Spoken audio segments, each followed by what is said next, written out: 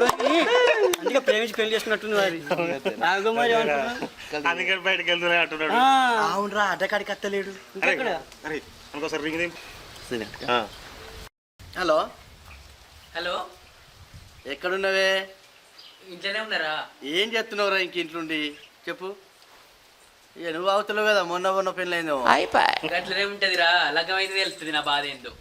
అంటే అందరికి లగ్గం అయితే సంతోషం ఉంటుందా, బాధ ఉంటుందిరా? సరే నేను ఎడతానా, లగ్గం కాక నువ్వు ఎడుతున్నావు. మొట్టు మొద్దున్నట్టున్నావు. గట్టిన తిరుగుతావు, గట్టినే ఉంటావు. నీకు లగ్గం